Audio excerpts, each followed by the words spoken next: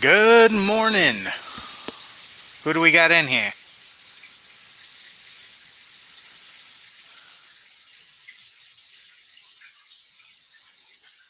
So just started. Gonna take a little bit for everybody to pop in and say hello.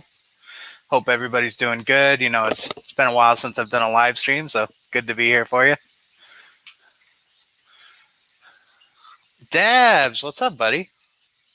You have to work today or are you off?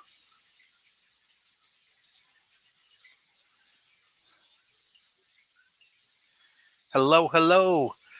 Petzotics, multiple aquariums. It's going pretty good. You know, figured I'd start the day right and do a live stream and see if we could talk to some new people who haven't really talked to before and, you know, give you guys the opportunity to ask me any questions you have about my tanks, about fish you like, shrimp, anything you can think of.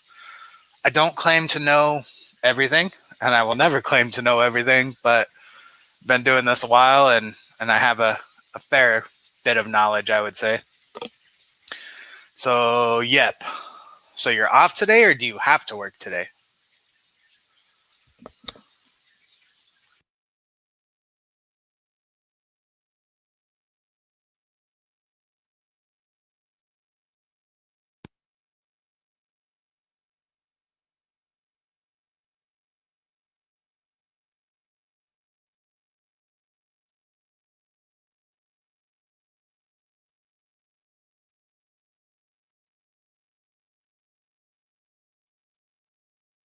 Oh, sorry, my mic was muted. Tater Salad, how are you, man? Jarhead Entrepreneur. Thank you for sharing. Definitely appreciate it. And you know, I enjoy these live streams. I haven't done one in a while, so I figured it's a good way to start the day and get you guys in here and see what questions you have for me. So who's going to start it off? Who's got the first question?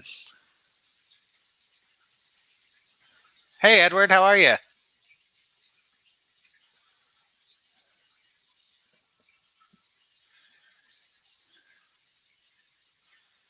Guppy grass question. Best way to grow it quickly. You know, guppy grass is one of those plants that it just takes off. Once it's in a tank that has a decent amount of nitrates in it, it's really going to take off. And if you have good lights, you'll see it grow pretty quick. You actually can plant it and it will send out roots. So if you have a substrate with good nutrients in it, whether that's a substrate that can hold the nutrients or, you know, a dirted substrate, anything like that, if you plant some of it down in there, it's going to take the nutrients from the water column, but it'll also start to uptake those nutrients through the roots once it grows. And if it's new to your tank, you know, it can take about a week to kind of get used to the new water and then really start to take off. But pretty soon you're going to be asking people to take it off your hands. You're going to be throwing it away, selling it, whatever you can, because if you look at my tank behind me, the guppy grass is just going to take over. It's going to grow everywhere. And it's one of my favorite plants because not only does it grow fast, but it's a good spot for baby shrimp to hide as well as baby fish. So if you have fish that like to breed prolifically and have some bigger fish in there that are kind of going to eat those baby fry, you know, you want someplace for them to hide. And that guppy grass provides a lot of cover. And if you have a community tank with bettas in it, my betta absolutely loves hanging out in that guppy grass. He'll create kind of like a little nest and just relax up in there. Hey, Ryan. What's up, buddy? So Edward said, I just started my first 10-gallon planted tank. Hope it's awesome. Yeah, once you start going with live plants, you won't go back. You know, live plants have been really fun for me, and I don't know why I never did it before. I think it's because you choose the wrong plants. When you get into planted tanks, you don't know what to pick, and you pick the wrong stuff. So it just doesn't work out for you. Yes, the crickets are in my house. They have decided to live inside my shrimp rack. So they have made a home in these cinder blocks somewhere. And I catch them every now and then and feed them to the Oscars. But there's one big one. He's like this big and I can't catch him. He keeps going in under there. So one of these days I'm going to catch him and Indy's going to get a good snack.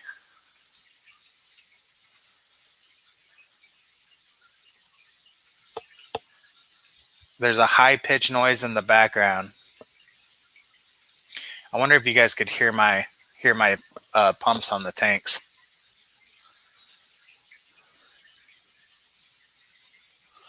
Is it the crickets or do you hear my mic? Yeah, Ryan was actually the one who gave me the guppy grass to start with. And it's taken over. So Pets Exotic asks, how many aquariums do you have?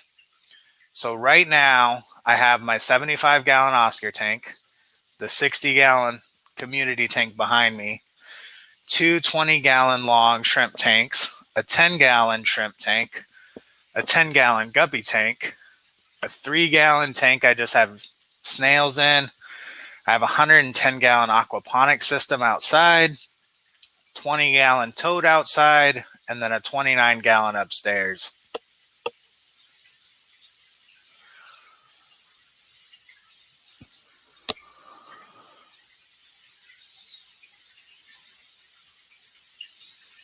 Hey Jeff, how are you, man? It's like the real ambiance, you know. You've got nature, you've got the tanks, you've got the crickets.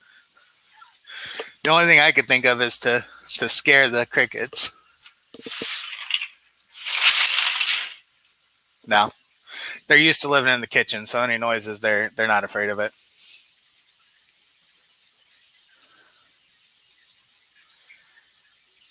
Jarhead says he loves my outside system, setting up something similar here in Texas.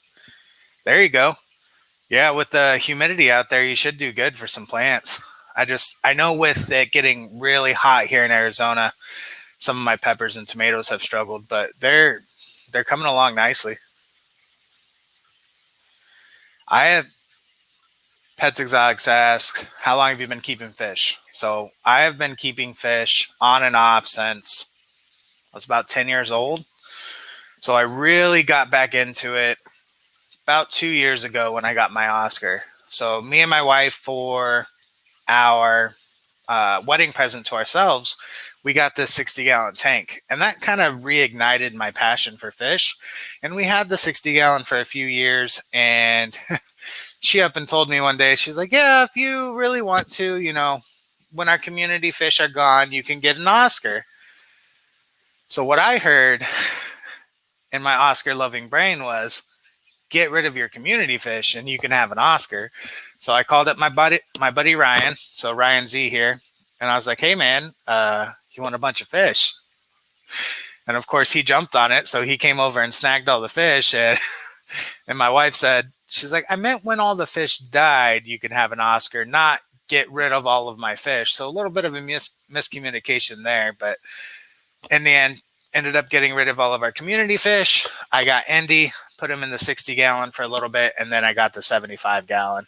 So now I've got Indy in the 75-gallon along with Rip, and, you know, they're doing really good.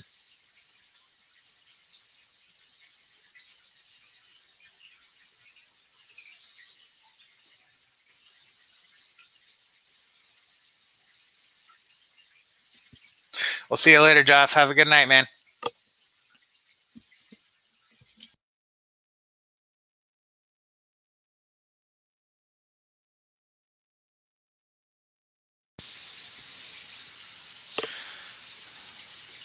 Yeah, do you still have that gourami? I know it wasn't doing too well, but you had it for a while.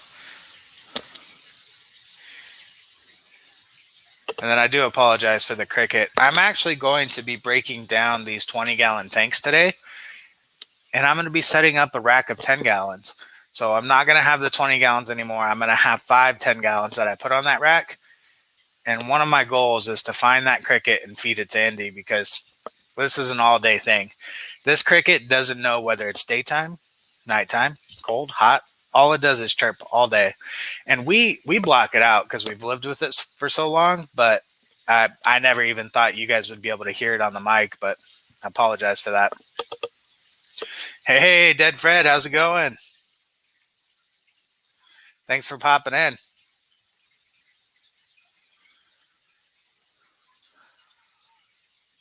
How many tanks do you have, Ryan? You say you're not so crazy.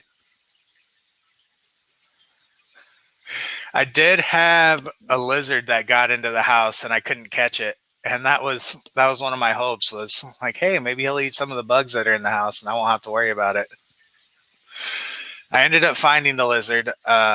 He was under a dog food bag and really skinny, so I felt bad for him. But I was able to catch him. I gave him a little bit of water and then I released him outside.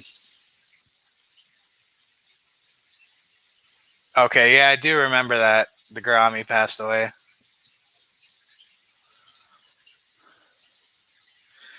So how's everyone's morning doing so far? I know I'm here in the States, so it's only 10 o'clock here. Where's everybody else from? 12 tanks? Okay.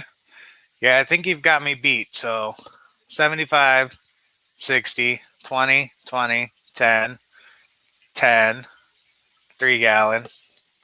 I'm at 7. If you count the aquaponics and the tub outside, that's 9. And then the one upstairs, that's 10.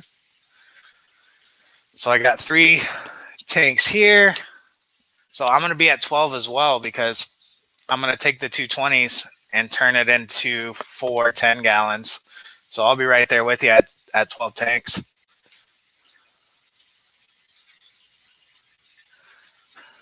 Me and my wife both agreed after I changed this rack, we're not getting any more tanks in this house.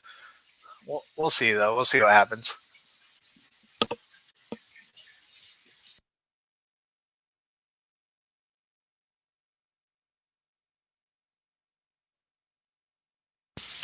There you go, Jarhead. Yeah, when you get those racks, or you build a rack like I did with the cinder blocks and the wood, it makes it so much easier to have multiple tanks, because you don't have to have these big stands that takes up a lot of space. You can turn your tank sideways, and that way you can fit more in there. East Coast, 1:10 p.m. We have a record summer here. So it has been the hottest summer of all time here in Arizona. We've had 75 days over 100 this year. And everybody I talk to, they're ready for it to be over.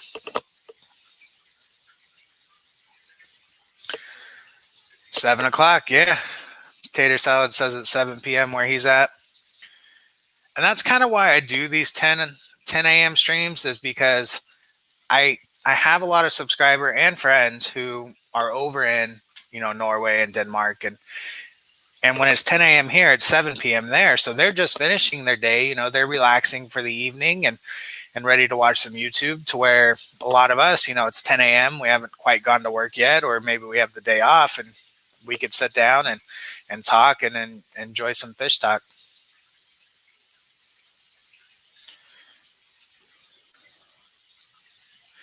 I bartered with my wife. She said, as long as I can make some money, she's good. Yeah, that's usually it. When they start seeing that the fish tanks are bringing in some extra money, that they're okay with it. I don't do too bad. I average probably like $300 a month, which, it pays for itself. And I'm sure if I advertised more and set up more tanks, I could make more off of it. But I end up just spending what I make on the tanks, putting it back into them.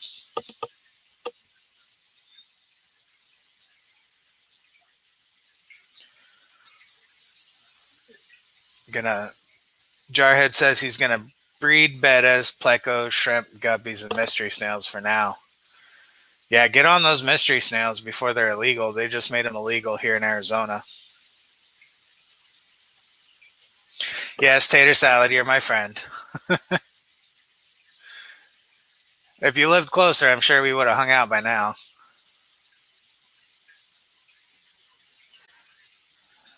But that's a little bit of a drive. I don't know if my car will make it there. May need to inflate some rubber tubes and attach it to the side, see if I make it.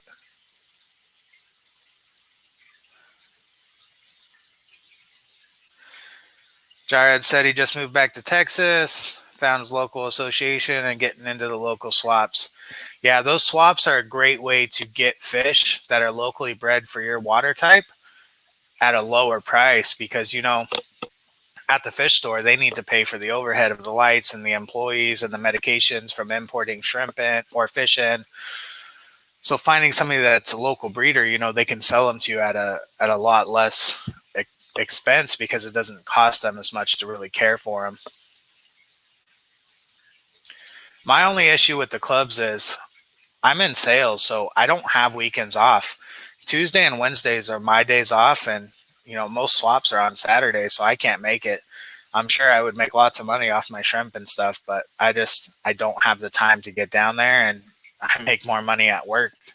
So it's not feasible for me to take the day off to go down to one of the swaps just to sell stuff. It's kind of pointless. So, putting it on Facebook and, offer up works really well too. Oddball question from Dead Fred. When do I turn to find specific species of duckweed? I'm looking for Mankai, Woliffa globosa, but every online source seems suspect. Yeah, for that, I have a couple different species of duckweeds in my tank, and I know a lot of them without looking under a microscope or actually being able to look at their genetic markup. It's kind of hard to determine what's what. And especially because, a lot of these sellers may not know what they actually have. So I would probably say try to find a local source for that and, just buying all the duckweed you can or asking the suppliers hey, what's it look like? You may be able to find some different types because I have the really tiny bright green leafed ones. And then I also have the bigger leaf, dark green and purple type of duckweed, and I couldn't tell you which type is which.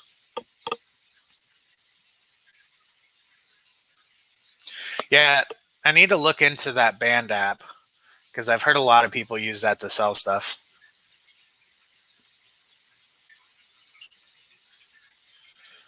Jared said he got some duckweed hitchhiked into his red root floaters. Yeah, if you buy plants from me, just be prepared to have duckweed in your order. I put it in the disclosure, snails and duckweed. You're going to have both. If you don't like that, don't buy from me because to me, it's beneficial in your tank.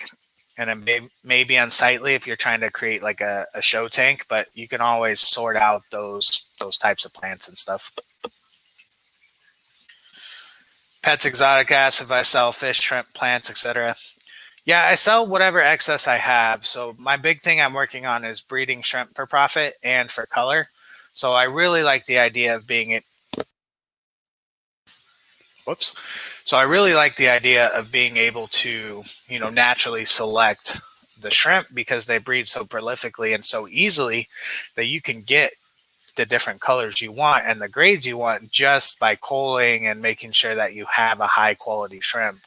So my goal is to really dive into shrimp and create the best shrimp that I can, the best colors that I can. And eventually I'd like to enter into competitions and stuff, but I'm thinking that's probably a few years out. I'm just now getting into it. And, I've had some hiccups along the way. I've had some deaths and I've had some struggles and what not to do and what to do. So it's been really good for me, but it's definitely helped me out in the hobby as far as paying for the cost of fish keeping. Fish food's not cheap and equipment's not cheap when you have to replace it.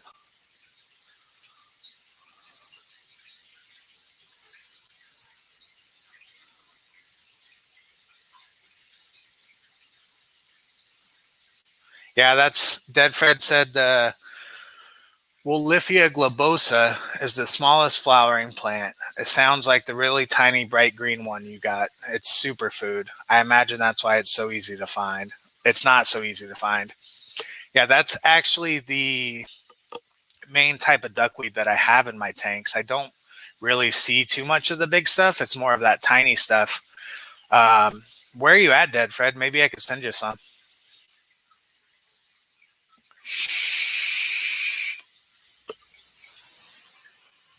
But that's actually the duckweed I use to make all my shrimp food.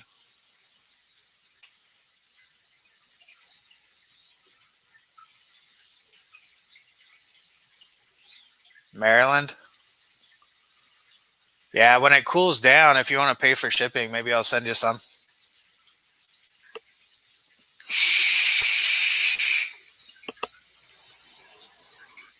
I'll send you both kinds I have and then see what happens.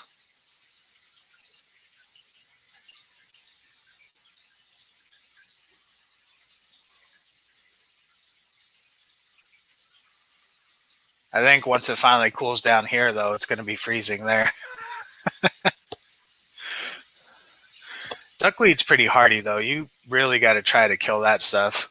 The only thing I've really seen take it out is high currents in a tank. If you have a strong filter. Yeah, duckweed really is a superfood. Are you going to grow it for human consumption or are you going to grow it for like fish food?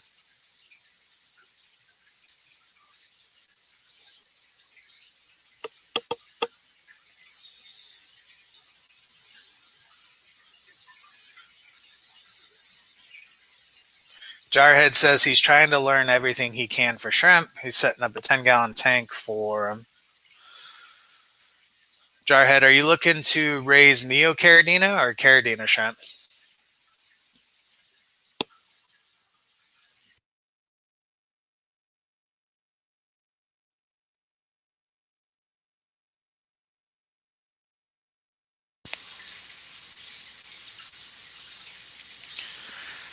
So I'm actually in the middle of creating what I called the ultimate Neocaridina shrimp guide.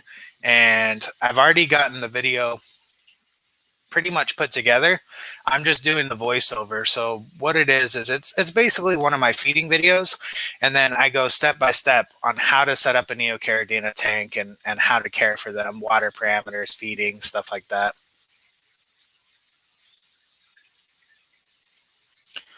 So if not this week, next week, I'm going to be putting out that video.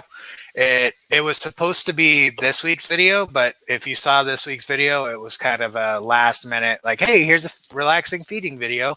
I didn't have time to edit anything else, so this is what you get. So once it's done editing, once I get everything going, I'll have that out for you. Ryan says he doesn't know how both types ended up in the tanks. I never bought them to begin with. So I got the small duckweed from the pet shop here, and then the larger duckweed I got from you, Ryan. Hey, Dobo, thanks for stopping in. Downstairs Aquarium, how you doing? Alan Tooth, welcome.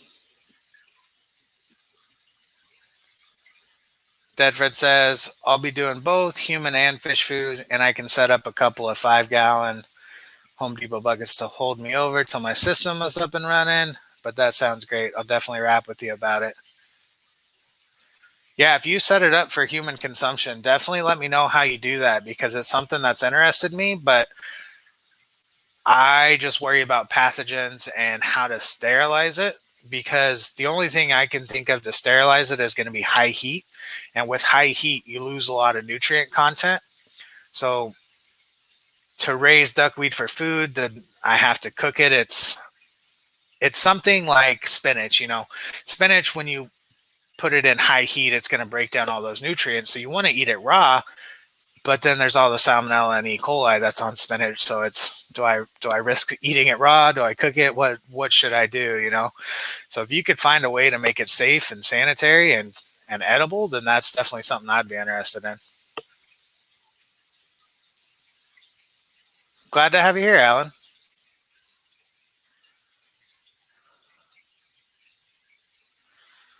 But yeah, keep an eye out for the next couple weeks. I'm going to be doing that Neocaridina shrimp guide and tater salad. I'm looking into setting up a Caridina tank. So when I change over this rack, I'm going to have one tank left over that I don't have claimed. So I'm setting up 5 10-gallons. I'm going to have my coal tank, my blue shrimp, my red shrimp, and my black shrimp. That leaves one tank not claimed. So, hey, I may get some blue bolts. I may get some crystal reds.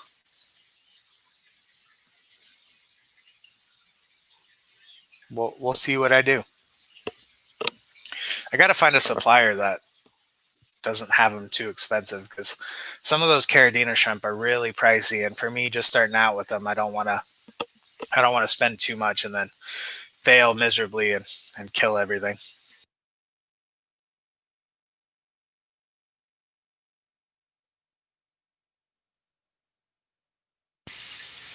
Yes. So Alan Tooth asks if it's safe to feed moringa leaves to neos. And moringa, just like duckweed, just like spinach, is really high in protein and a lot of macronutrients. So moringa is safe to feed to shrimp.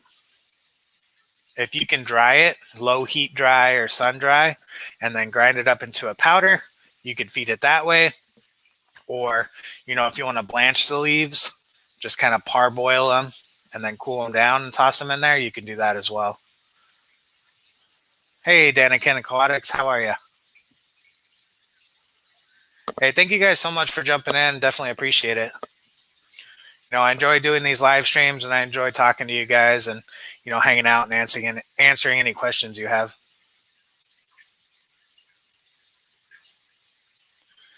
Yeah, Alan, I actually have a bag of moringa that I use myself for my own food, and that stuff's really good.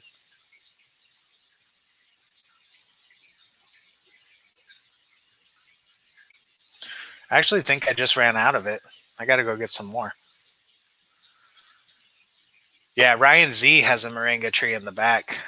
I know he's got one too.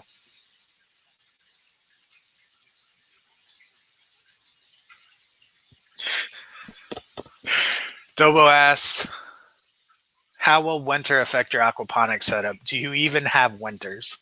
So our winters here in Arizona are very mild. There's not many times of the year that we see frost. And like any garden out here, we can pretty much grow food all year round. In the summertime, you just use shade cloth to cover it from the sun. In the winter, sometimes you have to cover them up for the frost so that way they don't die. But I'm a little worried about some of the mollies and the guppies that I have outside.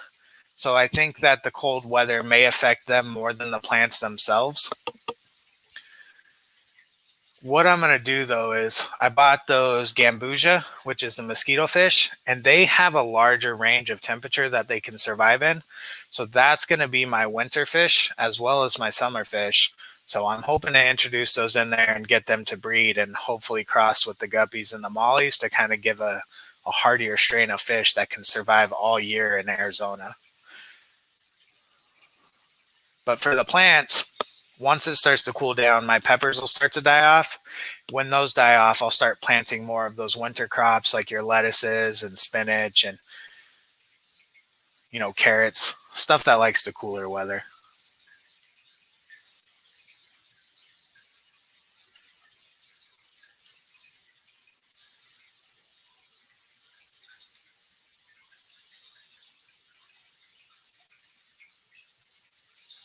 Jarhead asks how I feed my shrimp. I used to use the feeding dishes, but I don't anymore. I kind of just pick a corner of the tank and I feed in that spot. So feeding dishes are good for those who don't know how much to feed. So that way you could monitor how much is in the tank and if you need to take it out. For me, I have so many snails in my tanks that I don't have to worry about overfeeding. So I could pretty much just throw food in there and wherever it lands, it's going to get eaten. I'm usually more worried about my shrimp not getting enough food because of the snails.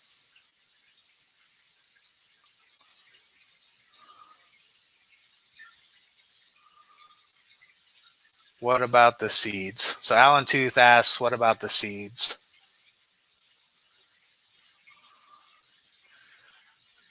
What are you asking about the seeds, Alan? Do I save my seeds as far as like the plants reproducing? Seeds are easy to come by. Usually I'll just rebuy new ones, or with a small system like that, if I buy seeds once, I'll have seeds for a long time. Most seedlings I'll start indoors unless they're root vegetables like radishes, carrots, beets. Those you don't really want to plant anywhere besides in the actual grow bed itself because they're not good to transplant. They don't do very well if you transplant them.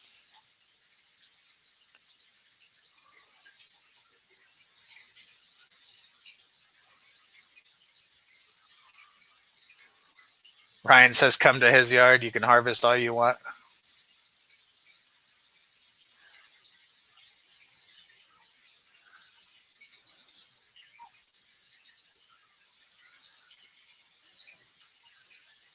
Jarhead says he's covering out back with a yard slab. I'm going to put a shade cover of it, above ground pond. There you go. The only thing with the concrete slabs is they create a lot of heat. You should look into possibly burying it underground because that'll help to regulate the temperature. I was actually thinking about that, Ryan. Ryan says he's getting a heater for the pond this winter. And I was thinking about possibly putting one of the ones I have in there out in the pond, but I would rather have it be something that could sustain itself temperature wise.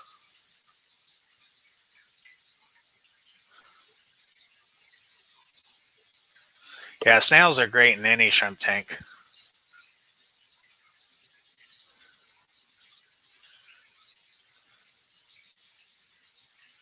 Moringa seeds. Moringa seeds. I don't know if you could actually feed them, but I know they're easy to germinate. So you can actually just germinate a bunch of seeds and then chop up the seedlings as they grow. And yeah, you can supplement astaxanthin in a lot of fish food. I actually use Seachem's Reef Zooplankton for that. So that's full of astaxanthin. And I feed that to a lot of my fish to bring out those oranges and reds. I'm not sure how that's going to react to your blue dreams because it does bring out more of the oranges and the red colors. I don't know how it's going to react with the blue colors. I've never tested it.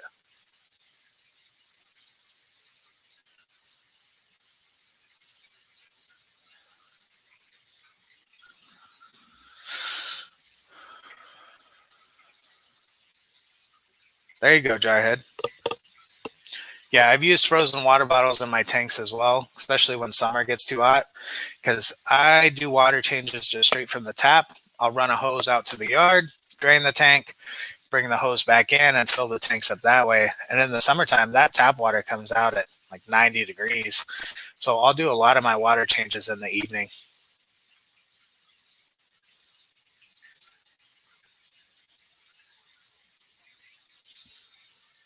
Yeah.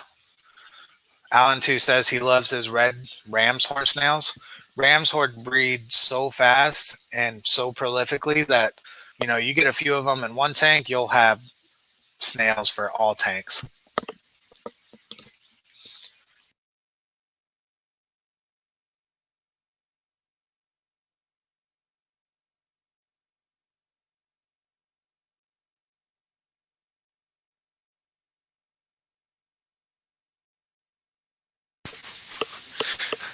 -90-degree tap water, head explosion. Yeah, it's hot.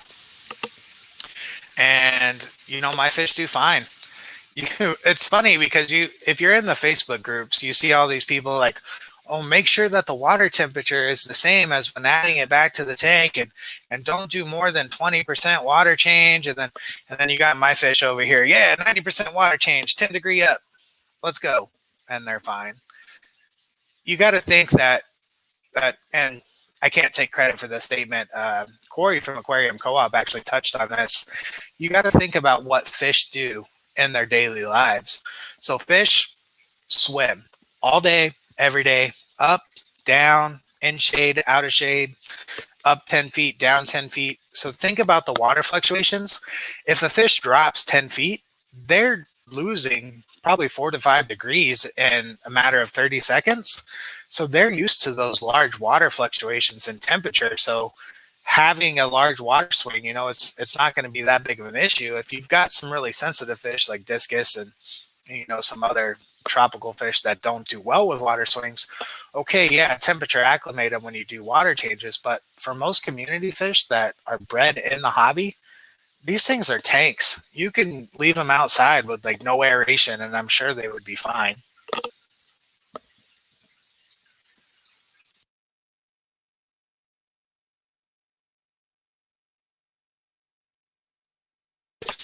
Dobo asks if I've ever collected driftwood from nature. Does my area have cholla wood?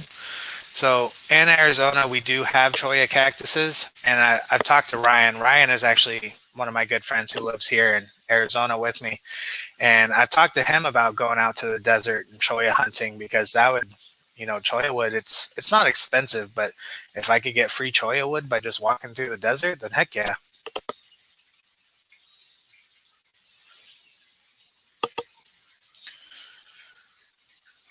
Jarhead says he has an RV filter he uses attached to his hose to filter. There you go.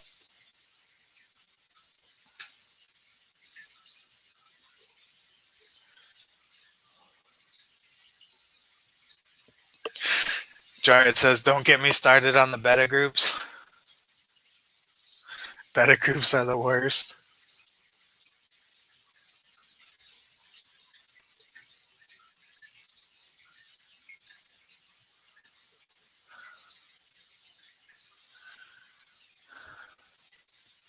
Yeah, we'll have to have a Arizona trip. Everybody come out and we'll go hunt some cholla.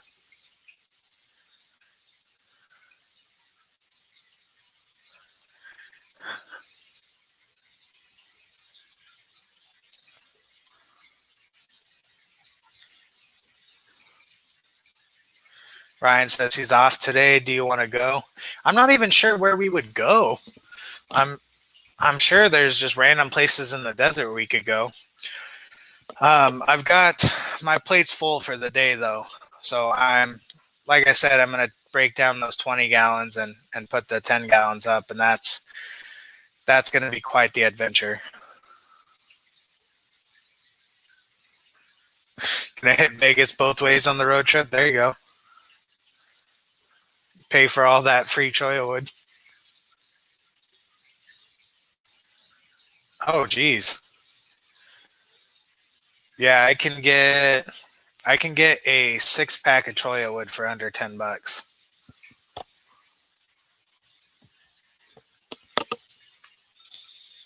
Yeah, that'd be nice. I grew up in California and there was manzanita everywhere. I want to hit the Salt River and see what kind of wood I could find.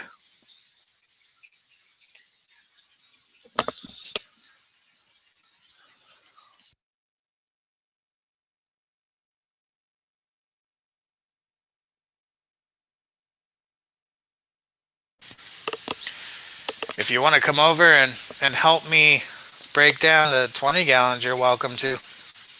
I'm not going to say no to an extra pair of hands. Give you some shrimp for the trouble.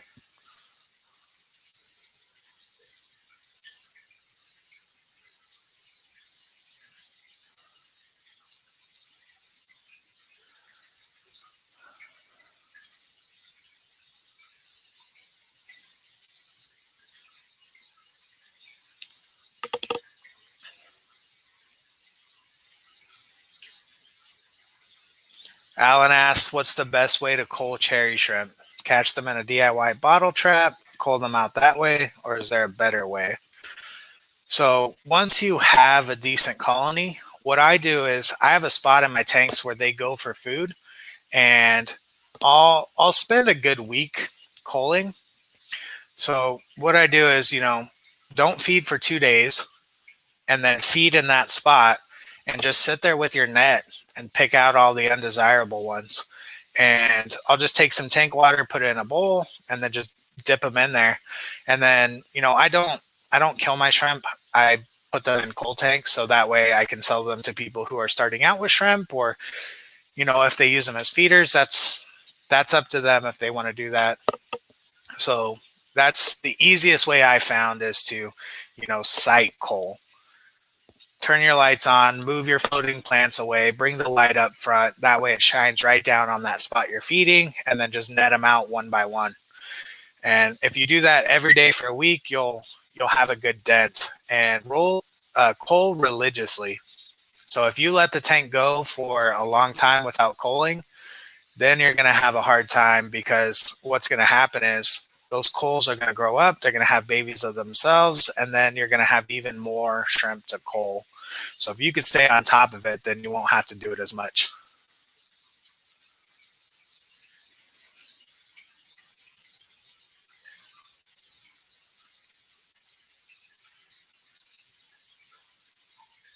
Hey, welcome, Ninja. Watching from Indonesia. Well, thanks for joining. Coal shrimp sell on eBay. Yeah, I actually sell all my coal shrimp locally. Just $1 each. I'm not asking too much for them.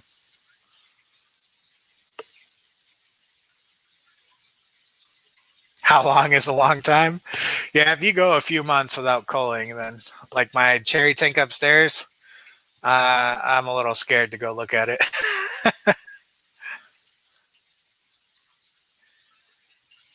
How often should you change water in a 5 gallon tank?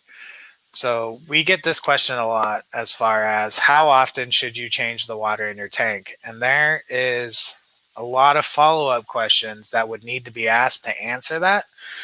So in a heavily planted tank, lots of plants, every 2 weeks, 20, 30%, as long as it's not heavily stocked. If you got 30 fish in a 5 gallon, you better be doing at least like 75% water changes every day. So let me ask a few follow-up questions. Do you have live plants? If so, how many? And how many fish and what type are in the 5 gallon?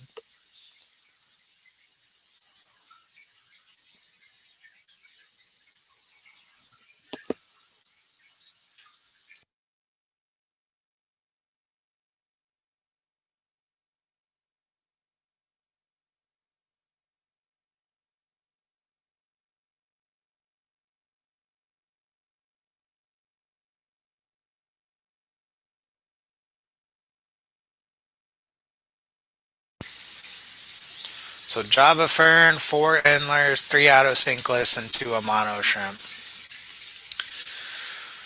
So for a 5 gallon tank, it's kind of small. And for me, I'm not the one to ask about overstocking because I understock all my tanks. So for me, I would feel like that's a lot of fish in a 5 gallon, but others may say, no, it's not.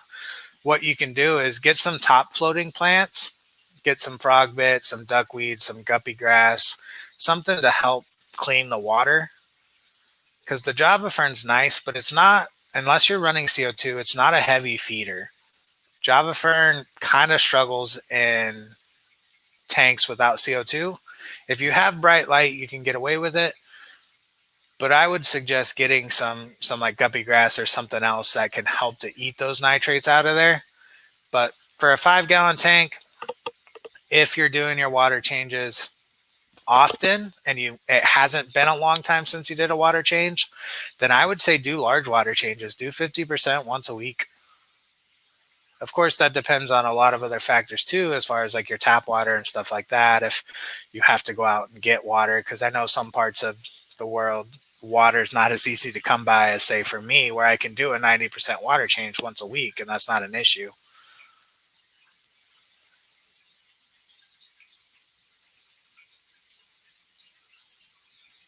That's not too many questions. You're okay. So your tank isn't lighted. Is it okay without light and CO2 with frogbit? So frogbit does like decent light.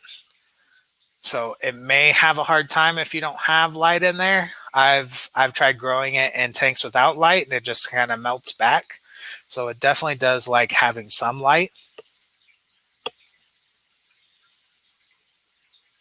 See, Jarhead, I'm the same way. 5.5 gallon just for a beta. Yeah, I don't like to put too many fish in a tank. I'd rather just get another tank and have more fish that way. Like I have 6 guppies in a 10 gallon and I feel like that's too much.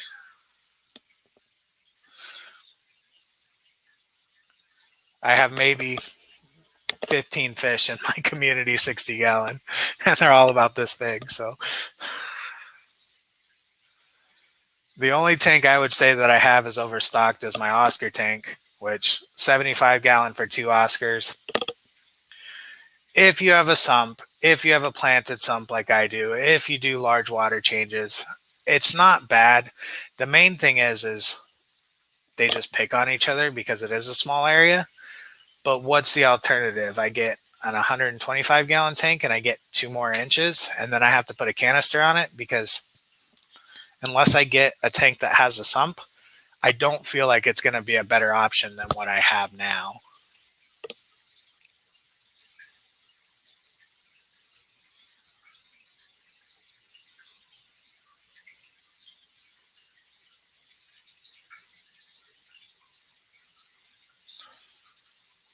I agree, Dobo. So Dobo said floaters take CO2 from the air, so adding it is a complete waste for them, for floaters. Yeah, if you have a tank of just floating plants, there's no need for CO2. So a lot of the stem plants like CO2 more than others, but your beginner plants, guppy grass, Java fern, Amazon swords, Ludwigia, it's cryptocoryns, they don't require CO2. As long as you have good airflow and gas exchange at the top, they'll be fine.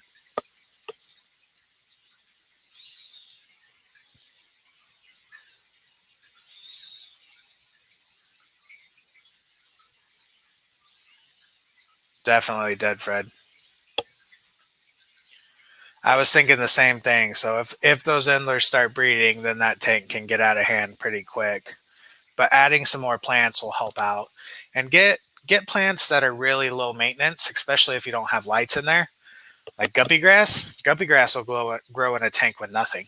Like I had it in a tank that was barely got any light from the tank above it, and that was it.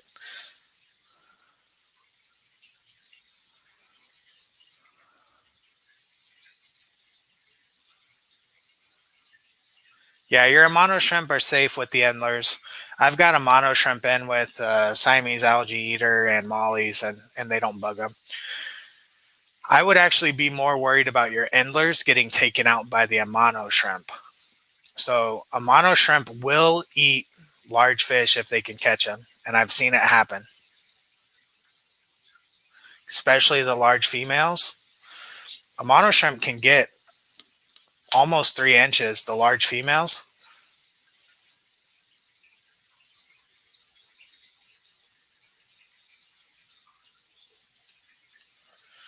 Tater Salad asks if India has been behaving lately. Yeah, him and Rip are getting along. They do have their little squabbles. Like the whole time I've been sitting here, they're just mouthing each other. But they don't hurt each other. I've never seen fast aggression like I'm gonna kill you. It's more like, hey, this is my side of the tank. No, this is my side of the tank, and then they kind of go at it and then back off.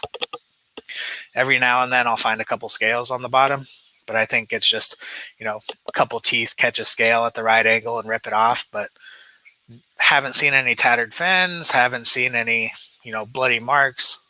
Yeah, they've got some scrapes on them every now and then, but a lot of that has to do with them spazzing out and running into the driftwood or whatever's in the tank.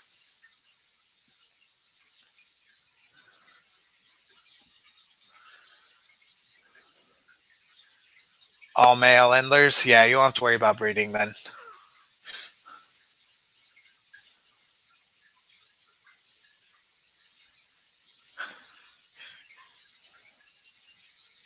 Hey, Logan's Aquatics, thanks for joining.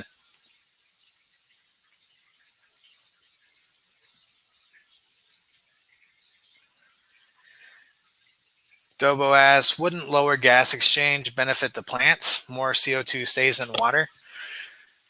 So, with gas exchange, unless you're pumping CO2 in there, I'm pretty sure that as the surface agitation, as you stir up that water, it's exchanging CO2 and oxygen. I don't believe it's just one or the other. I think it's, from my understanding, I could be completely wrong. Thank you, Jarhead. Yeah, if you can, go ahead and like the stream. Definitely appreciate it. We got 13 people in here. I appreciate you all stopping in and asking me questions. I enjoy doing this, and it's good to talk to you.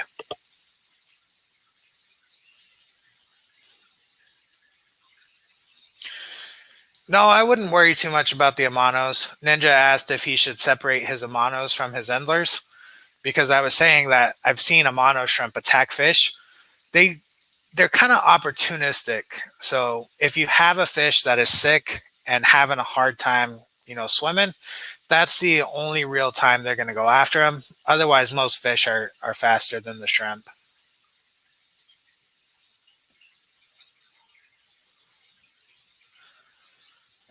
So downstairs asks, what's a good carpeting plant that's pretty low maintenance? So if you're not running any CO2, dwarf Sagittarius. So dwarf Sag is a good carpeting plant. It can take a long time to really take off without CO2, and it's a heavy feeder. So tons of root tabs. If you have a good planted soil, I would still put root tabs in there. I've had dwarf Sag in my tank upstairs, and it's taken 6 months for it to even reproduce. So they like highlight, lots of fertilizer.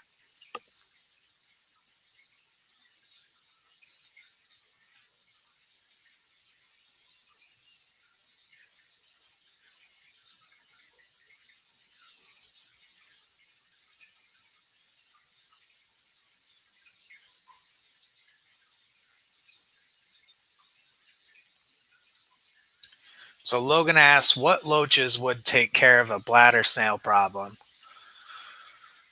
So for a 20-gallon long, or 20 gallon long, it's hard for me to recommend a loach that would work well for that, because the first thing that comes to mind would be clown loaches, but they get massive. So if you can borrow some clown loaches, just to put them in the tank to get rid of the snails, but you're better off using a piece of zucchini or courgette if you're in the UK. But that winter squash, chop it into medallions, throw it in the bottom, and as the snails swarm that piece of zucchini, just pull them out and just keep doing that until you get them all. Or if you don't have any shrimp and you don't plan on getting snails, you could use copper. You could dose with like cupramine, and that would kill off any of the snails. I don't like using copper in my tanks because if you decide to put shrimp or snails in there later, it's not going to do well. So Ninja asked, used to keep red cherry shrimp, but they keep dying on me. Otherwise, they are the best size shrimps. I'm lost is what I did wrong. So cherry shrimp are Neocaridina shrimp, and if you don't kind of acclimate them right or get them from a good source, then you could have struggles with them. But with that being said, I've taken Neos from my tanks and dropped them right in the community tank, and I've probably got 50 shrimp in there. So it's hard to say what you're doing wrong. I think it could just be more of the type of shrimp you have. If they're very sensitive and they've been stressed out and been through a lot, by the time you get them, then they may not just live in that transition. You always want to drip acclimate shrimp when you first get them if they're not used to your water. So for me, I have shrimp that are thriving in a tank that is specific for them. So they're super strong. So when I take them from that water and just plop them in this tank, they're getting a shock of about 1500 TDS change, as well as a about 15-degree water change. No, it's about 7-degree water change. So they're going from a 75-degree tank to an 83-degree tank, and they're going from more of a softer water to super rock hard liquid rock, and they survive. But a lot of that has to do with the health of the shrimp when I put them in there. So because they're thriving and they're super healthy in the tank to begin with, that kind of shock, yeah, it stresses them out, but they're not already weak.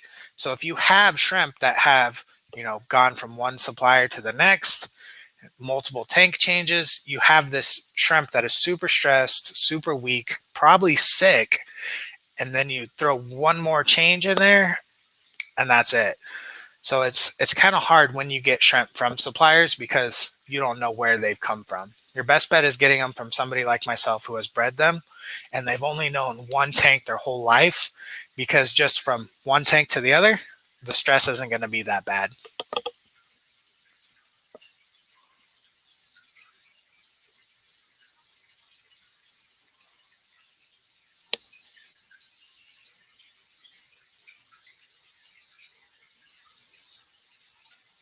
So Dead Fred says, rule of thumb with shrimp, if it could fit in their mouth, a fish will take an opportunity. Yeah, I was kind of thinking that too. I've seen my guppies attack shrimp. I've seen mollies attack shrimp. So shrimp are not safe in any tank with fish. Just know that. And each fish is going to be different. My community tank is very well fed. I don't see them going after the shrimp at all. And I've got tons of large fish in there.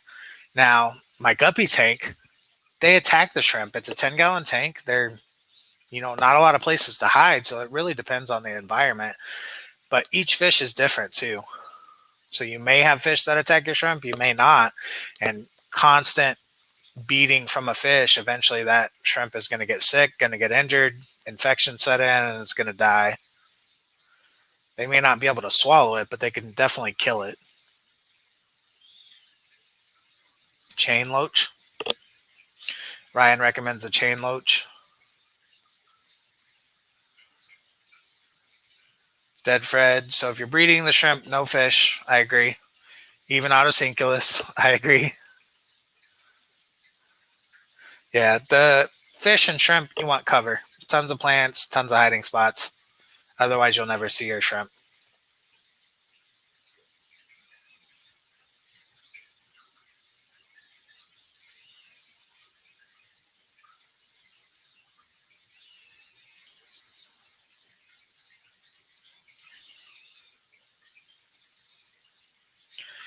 I would say, yeah, cherry shrimp are more sensitive than a mono shrimp, for sure.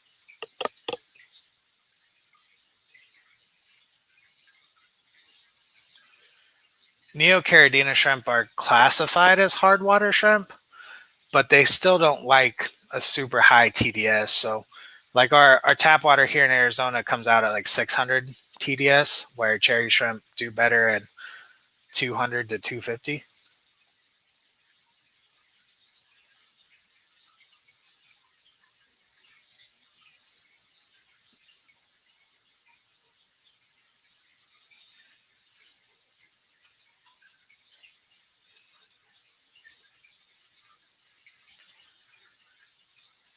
So 100% use RO water in a shrimp tank. You never know what's coming out of your tap. You don't know if there's copper in there. I know it sounds counterintuitive to strip it away, but think of it more like, cooking. You don't want to take a piece of meat that's already seasoned for barbecue and make tacos with it. You want that raw meat and season it to make tacos. Like I don't want this candy coated meat when I'm making tacos. I want something savory, not sweet.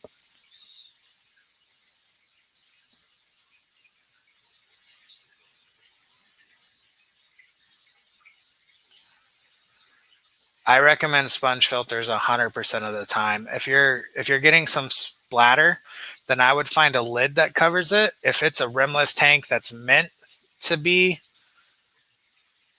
no lid on it, then yeah, maybe an internal filter, or use a sponge filter with a power head attached. Get a low powered power head and just connect that to the sponge filter. If you have a ton of cover, you'll also never see your shrimp. Yeah.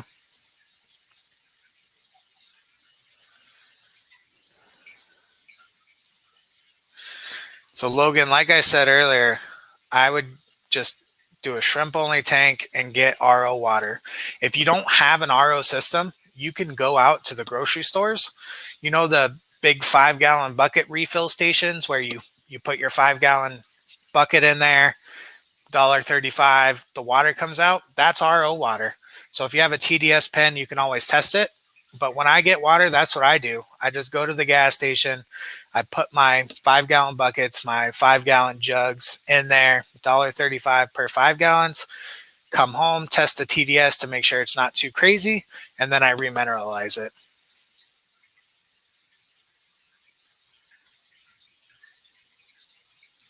Matten filters are good too. It's basically a giant sponge filter. The only thing with that is it's a little bit harder to clean, but you're basically turning your whole side of the tank into a filter, so you may not need to clean it as much. Yeah, Logan, here in Arizona, our water's not much better. Hey, Mark, how are you, buddy? Thanks for popping in.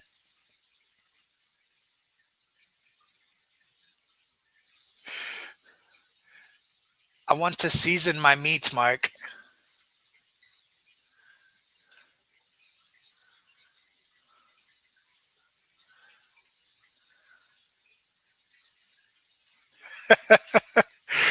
It's funny that I used meat as a reference too.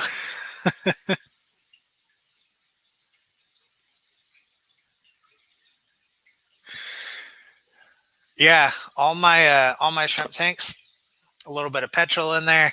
They do just great. Get it? Because they're painted fire reds, fire red shrimp. Uh, yeah, I want to get an RO system, but right now I'm renting, so I got to figure out how I can mount one up and be able to get the runoff somewhere because I can set up a system outside and have it collect in like a 55-gallon trash can. But my issue is I need a drain for all the wastewater. Yeah, the pet shops tend to charge more. You could actually go to the grocery stores and buy distilled water. So you can get distilled water for less than $1 a gallon, but that's still more expensive than just going to those refill stations. And find a refill station that does maintenance. So I've noticed a few of them around town. The TDS is closer to 50. So that just shows that they're not changing their membranes. They're not keeping up on maintenance. So I found a system that, it's consistently under 20. So 20 isn't completely stripped of everything, but 20 is a lot better than the tap water we have here.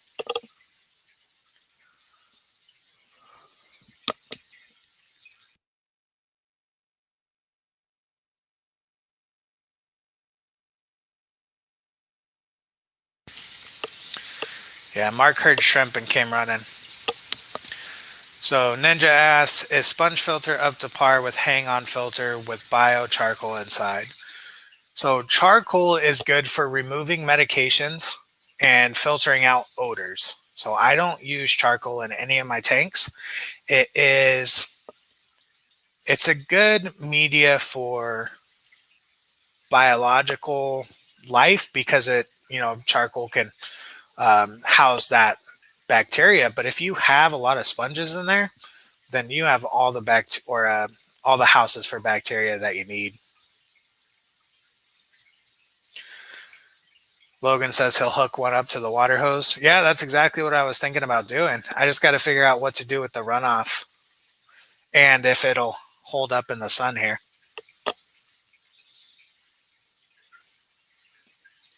Yeah, it's about 5 gallons of wastewater to 1 gallon of good water here in Arizona. There you go, Jarhead. Yeah, that TDS pen is great.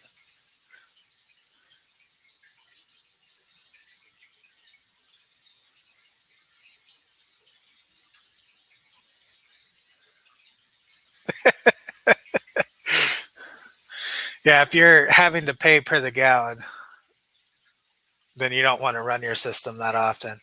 But when you have 50 million tanks, Mark, your RO water, you're going to need tons of it.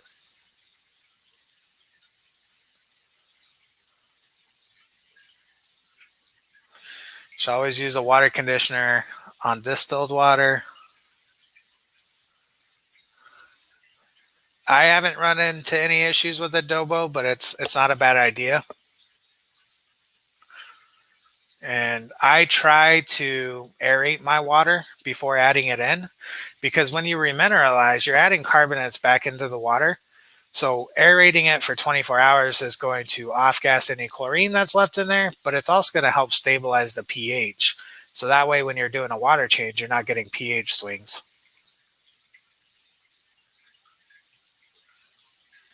Yeah, sponge filters are the way to go.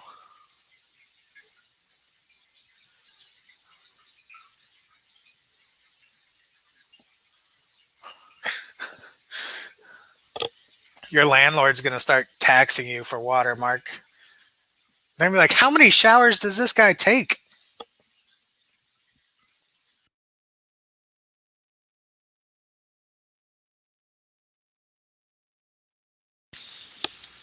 Yeah, our water cost out here isn't that bad. For all of my tanks, which I do 90% water changes in my 75 gallon once a week. So that's at least 300 gallons of water a month. Not to mention the 90% in the 60 gallon, showers, dishwasher, laundry. So, to balance out your fish keeping hobby, just don't shower as much and don't do as many dishes or laundry. And then you could pay for all the wastewater.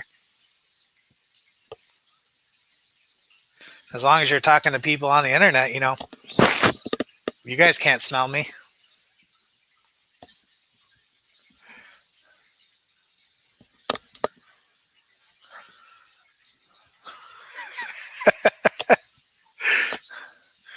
So I'll tell you a tip, Jarhead.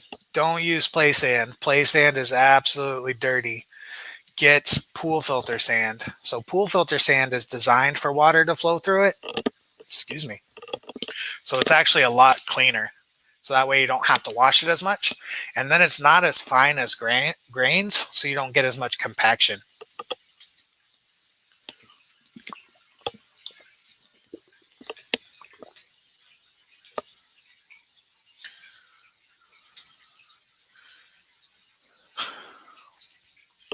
Where is that tater salad? He owes me a Hummer bar for a half ounce. Mark's lost it. He's gone delirious. Are you eating those edibles again, Mark?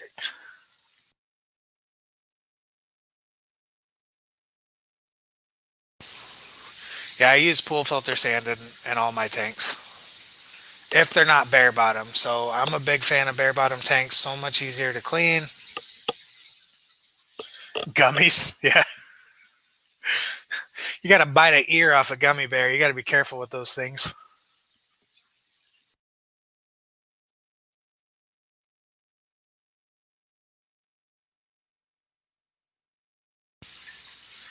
Oh, a Hunter bar.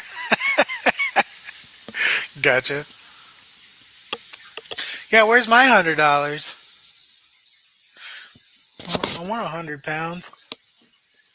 You shut your mouth, Ryan. I shower like twice a day. Now you just got to worry about my vegan farts. That'll get you.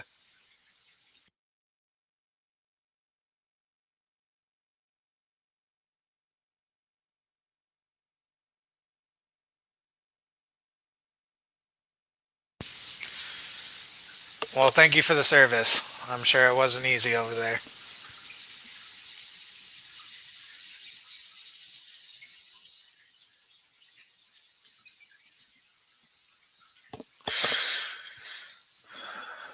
No, Mark, I'm not vegan. I would never talk about that. It's like the memes where it says a vegan going 5 minutes without telling somebody he's vegan. Just start to lose your mind. You got to bring it up every 5 minutes, or your head will explode.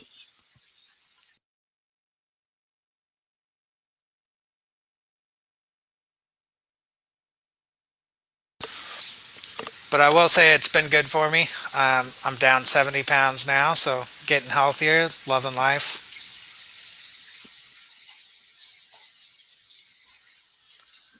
Hi, City. Well, good morning, sunshine.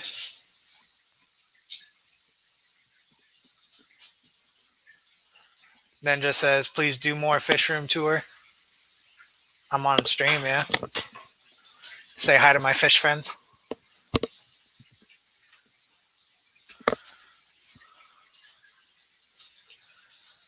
Yeah, once I set up the 10-gallon rack, then I'll probably do another fish room tour. So last month, I started walking every day, close to 2 miles.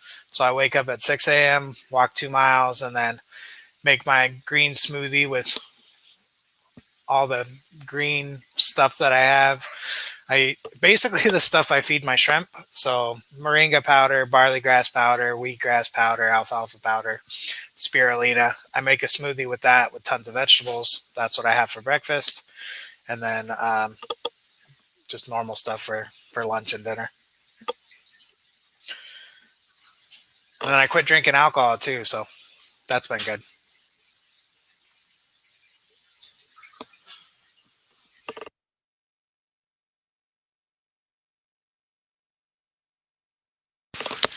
Hi, Sadie. Good morning. Good morning, Sadie.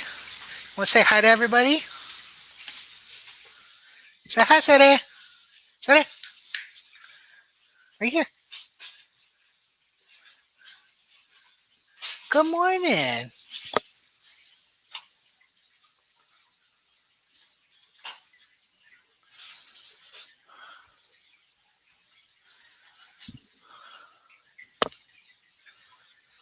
Don't let my wife hear you. She keeps getting me to walk. I need to drop a few retirement pounds. Yeah, soda will do it. That'll definitely make you gain weight. So one thing that I used to quit drinking beer was I buy soda water. So like the LaCroix, I drink that stuff like it's going out of style. Some people can't do it because there's no sugar in there, but it's good. Junk food and candy. So before I cut out meat and dairy, I wasn't eating any sweets. So the sweets wasn't hard for me. Once you stop eating sugar, you're not addicted to it anymore. And then when you finally have it, it's so sweet that you don't want a lot of it.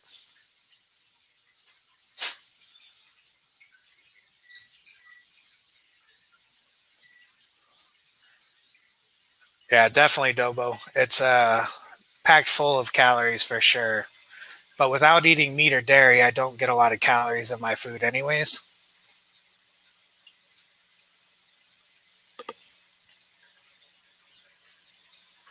Don't talk to my Sadie, Ryan. That's my Sadie.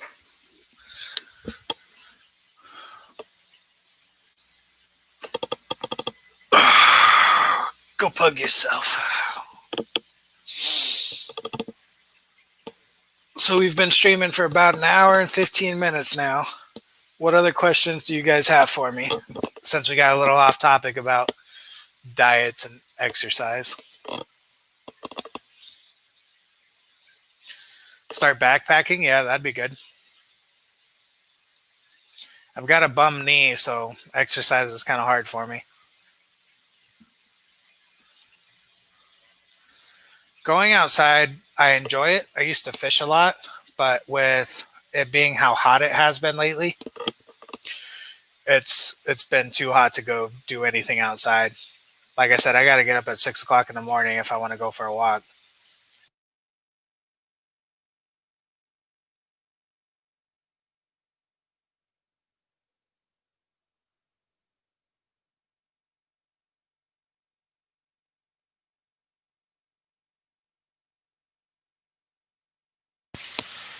Yeah, I want to get a bike, but weighing 400 pounds, it's hard to find a bike that can support me.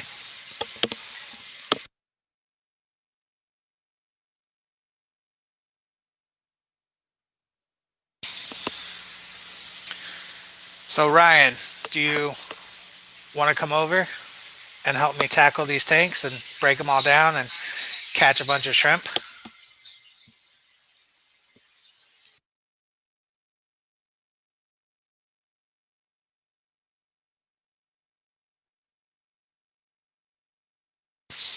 Yeah, I haven't. It hasn't been as bad since I started exercising more. I know it's kind of counterintuitive when you think you have an injury if you start working out that it's gonna act up and hurt, but it's kind of the opposite. You start to strengthen those muscles, and it's easier to get around. Yeah, come on down from Texas. You've got about an hour before I start breaking these steaks down. You'll get here just in time to enjoy the shrimp. I was gonna start once this stream is over. I have to run to Lowe's and grab a bag of sand, but besides that, I'm just gonna start once I'm done.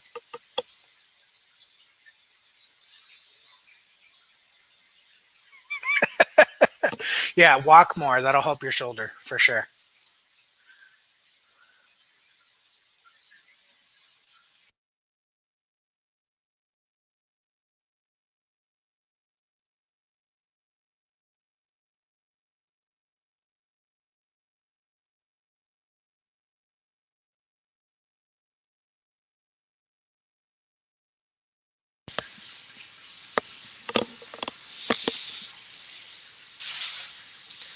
Yeah, my arm's probably like 200 kilograms.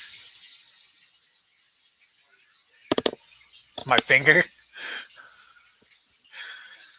How many kilograms in a pound?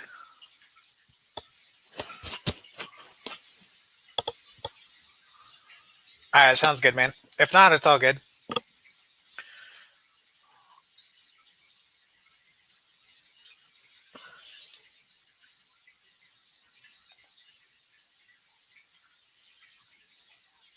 So if you guys haven't already, do me a favor, hit that subscribe button. You know, I'm almost at 900. So I was at 893 this morning, I think. So I'm hoping to get 1,000 by the end of the year, which I thought I was going to get it this month because I was getting 30 to 50 subs a week, and then I think YouTube just changed their algorithm, and I've seen like 3 to 5 subs a week. So I don't know what happened and why my videos dropped off and why I'm not getting views anymore, but it is what it is. You know, it's a marathon, it's not a sprint.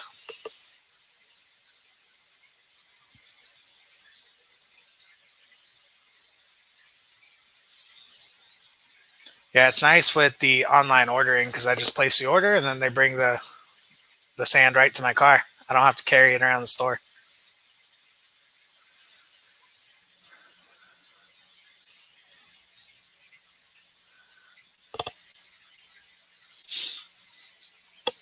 There you go, man. Well, good luck on the journey. I know it's a slow climb.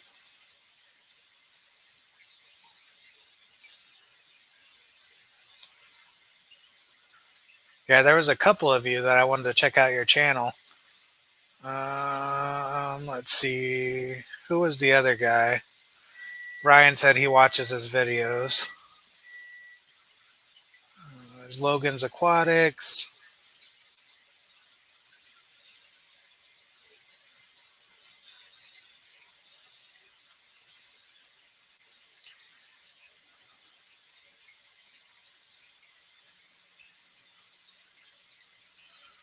Danican Aquatics. That's who I was going to look at.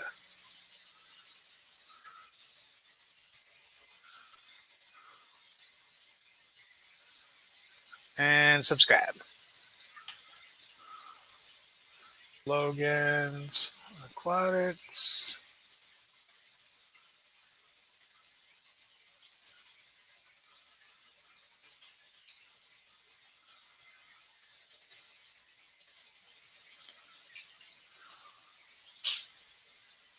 I heard that.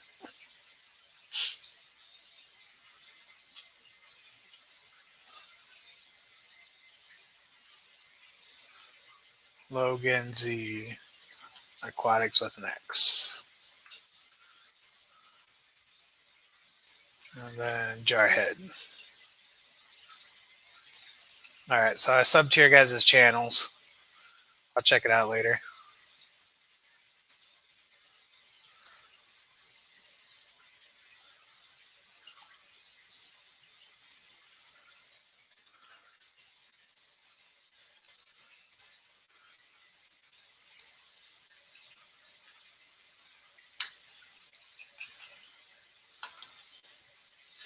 Welcome to the stream, Panzer.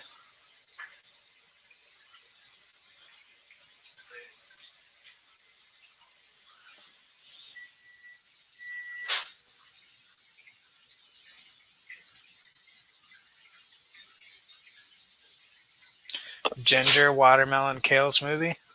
That sounds pretty good. Yeah, online ordering is nice. Makes things a lot easier.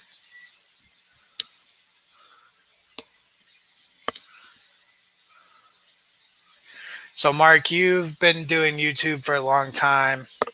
You said they change stuff all the time. So some weeks you'll get 10 subs, other weeks you get a couple hundred.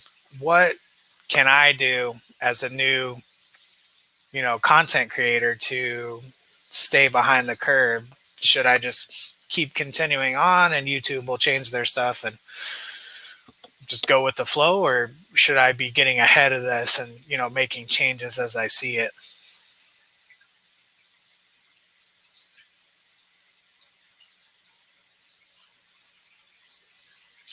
Panzer says my smoothies smell and taste like lawn clippings.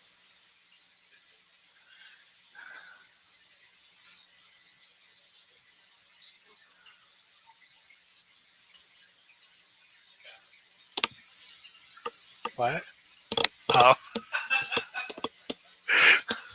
my brother-in-law's in the kitchen making food. Apparently he's Panzer.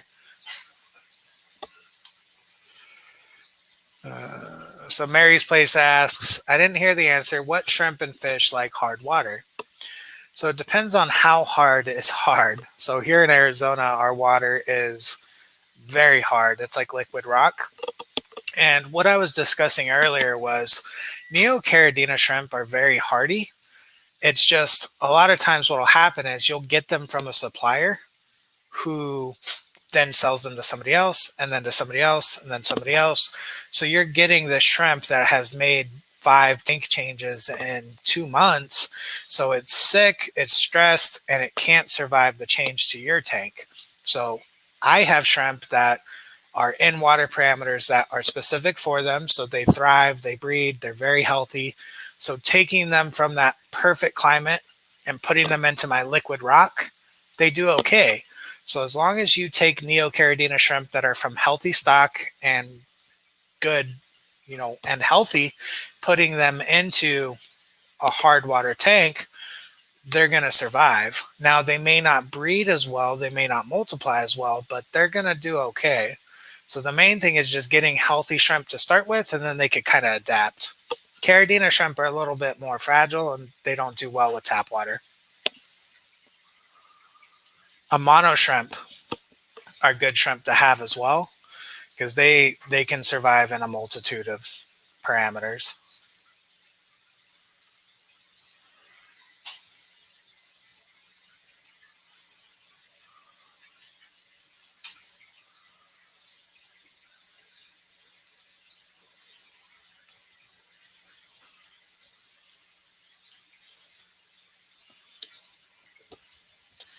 Ryan says he doesn't think there's a shrimp that likes hard water.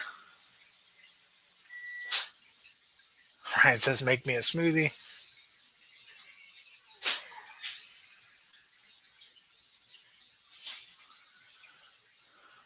That's what I was thinking, Mark. Just every week, Tuesday, 8 a.m.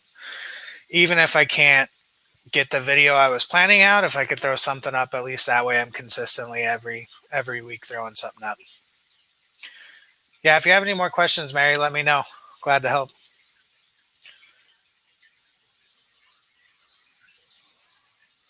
I'm actually thinking about starting a shrimp tank with just tap water here in Arizona. So that way I can breed some shrimp for folks here that, don't want to go through the process of RO water and everything like that.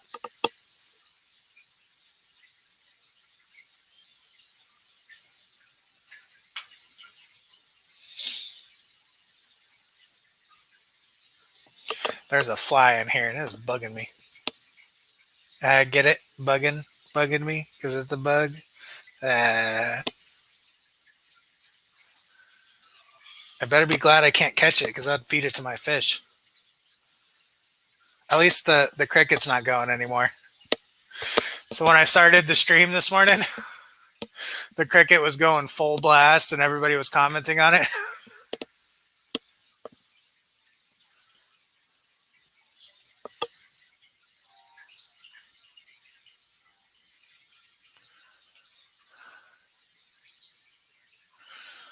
All right, so let's take 1 or 2 more questions, then we'll call it a day.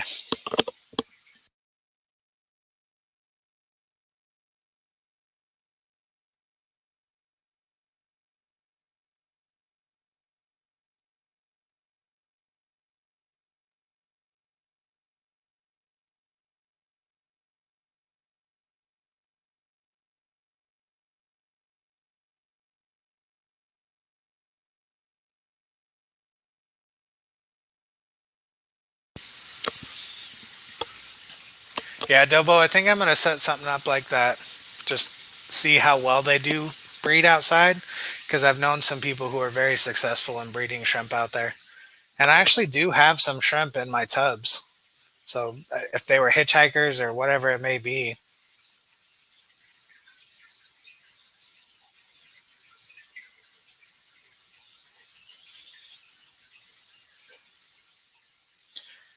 Mark says, make sure you do videos people are actually searching for. Use the autofill function on YouTube, search for ideas. Yeah, I will come up with an idea of something that I feel is pertinent information and something that I would have searched for myself or have searched for and haven't found the content on it. So I'll take that idea and then I throw it into YouTube, I throw it into TubeBuddy, and I look to see what tags people are looking for. And then I kind of create the title out of that and the description, even though it's like it may be content A, but you could search for it as content B, C, D, E. However you word it, it's still going to bring that video up. So it's a lot of the titles have to do with the wording and how you look for stuff. So TubeBuddy's been really good as far as being able to look for stuff like that.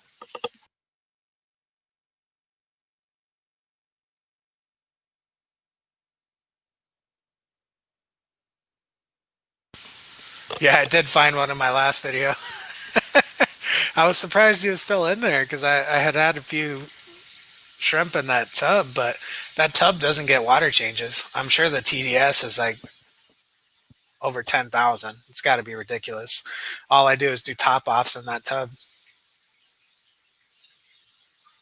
TubeBuddy's great. That was the best $10 investment I could have put towards my channel.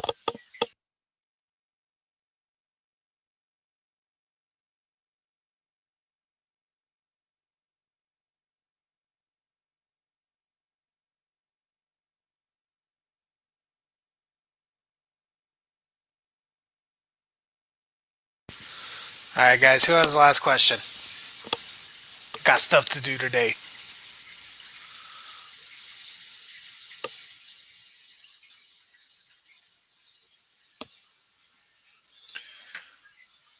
Yeah, let's do this. As an ending to the video, let's feed the Oscars.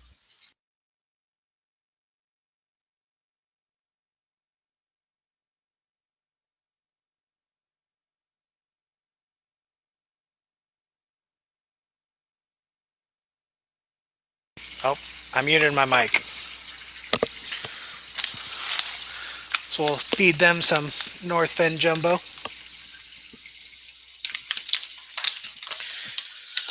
So best rock for shrimp tanks. So if you're looking for decor as far as rock, definitely want to get something inert. So that way, you know, it's not adding carbonates to the water. Dragonstone is good for that.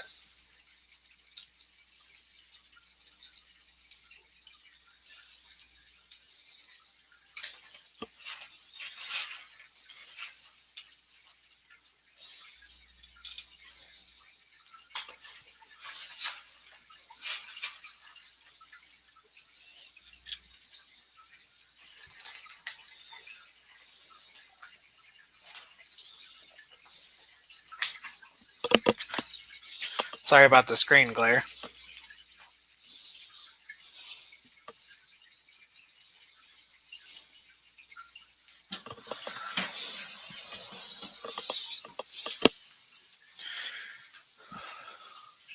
So say goodbye to the 20 gallons. That's my next project.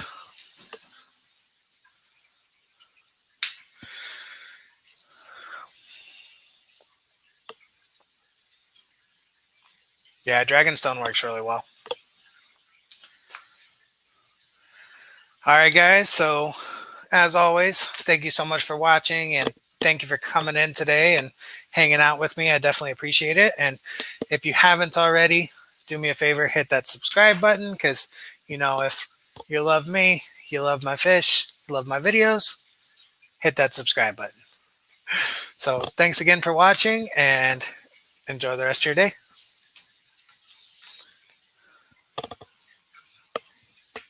Bye, guys.